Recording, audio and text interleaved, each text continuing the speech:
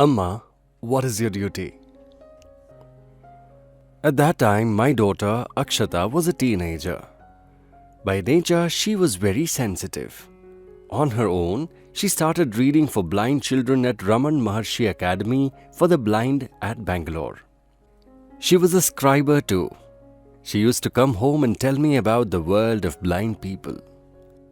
Later, she wrote an essay on them called I Saw the World Through the Blind Eyes of Mary. Mary was a student at the academy who was about to appear for the pre-university exam.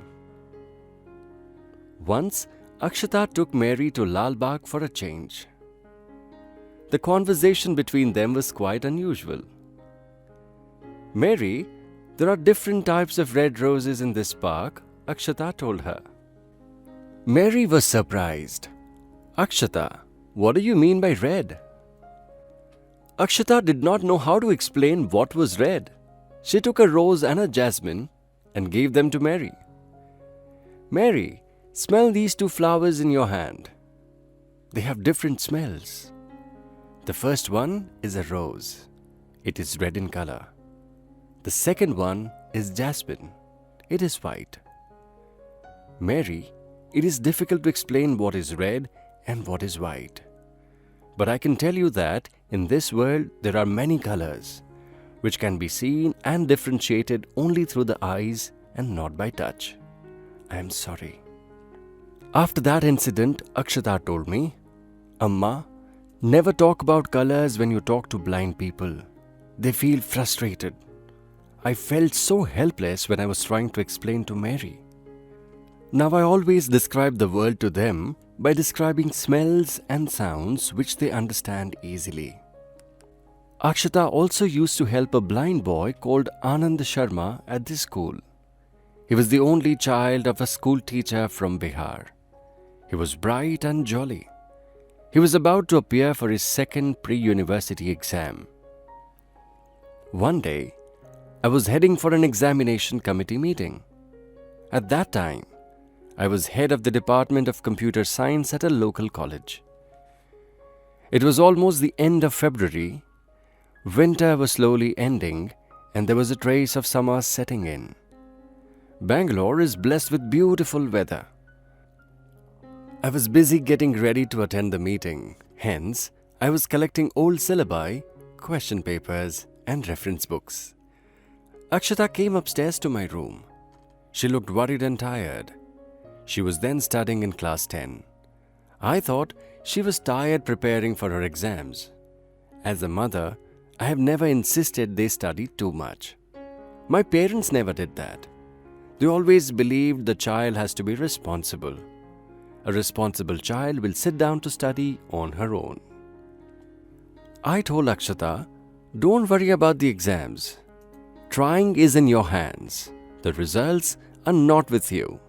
She was annoyed and irritated by my advice. Amma, I didn't talk about any examination. Why are you reminding me of that? I was surprised at her irritation.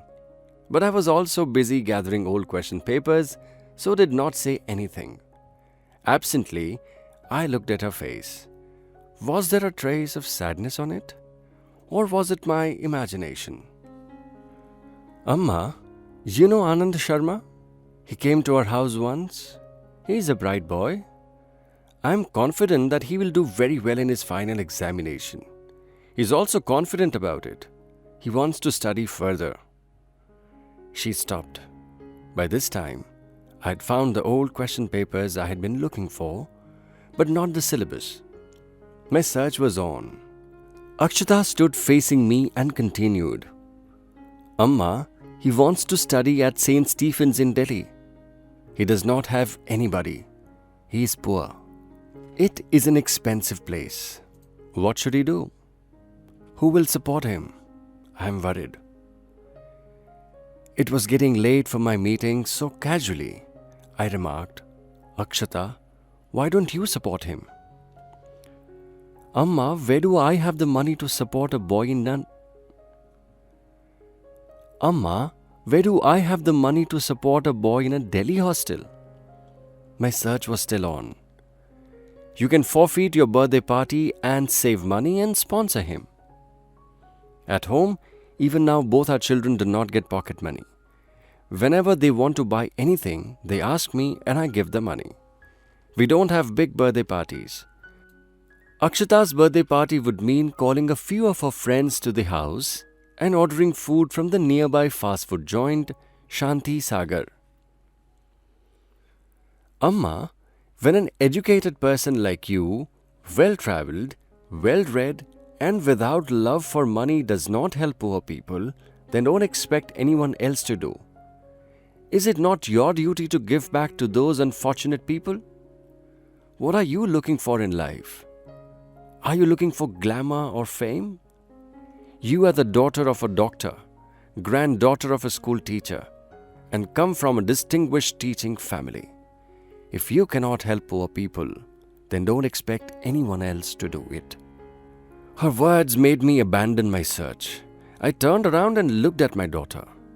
I saw a sensitive young girl pleading for the future of a poor blind boy. Or was she someone reminding me of my duty towards society?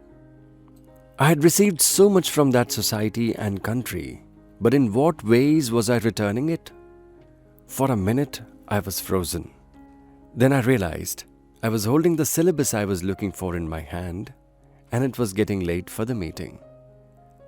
Akshata went away with anger and sadness in her eyes. I too left for college in a confused state of mind. When I reached, I saw that as usual the meeting was delayed. Now I was alone. I settled down in my chair in one of the lofty rooms of the college. There is a difference between loneliness and solitude. Loneliness is boring, whereas in solitude, you can inspect and examine your deeds and your thoughts.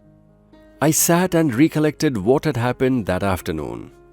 Akshata's words were still ringing in my mind. I was 45 years old. What was my duty at this age? What was I looking for in life? I did not start out in life with a lot of money. A great deal of hard work had been put in to get where we were today. What had I learned from the hard journey that was my life? Did I work for money, fame, or glamour? No, I did not work for these. They came accidentally to me. Initially, I worked for myself, excelling in studies. After that, I was devoted to Infosys and my family. Should not the remaining part of my life be used to help those people who were suffering for no fault of theirs? Was that not my duty? Suddenly, I remembered GRD's parting advice to me. Give back to society. I decided that was what I was going to do for the rest of my life. I felt relieved and years younger. I firmly believe no decision should be taken emotionally. It should be taken with a cool mind and when you are aware of the consequences. After a week, I wrote my resignation letter as head of the department and opted only for a teacher's post. I am ever grateful to Akshata for helping bring this happiness and satisfaction in my work and life. It means more to me than the good ranks I got in school and my wealth. When I see hope in the eyes of a destitute, see the warm smile on the faces of once helpless people, I feel so satisfied. They tell me that I am making a difference. I joined Infosys Foundation as a founder trustee. The foundation took up a number of philanthropic projects for the benefit of the poor in different states of India. I received many awards on various occasions. One of them was the Economic Times Awards given to Infosys Foundation. As a trustee, I was invited to receive this award. At that time, I remembered my guru. Now she was a student in USA. I told her, "At least for one day you must come for this award ceremony in Bombay. If you had not woken me up at the right time, I would not have been receiving it today. I want you to be present." I will remain indebted to Akshata forever for the way she made me change my life and the lesson she taught me.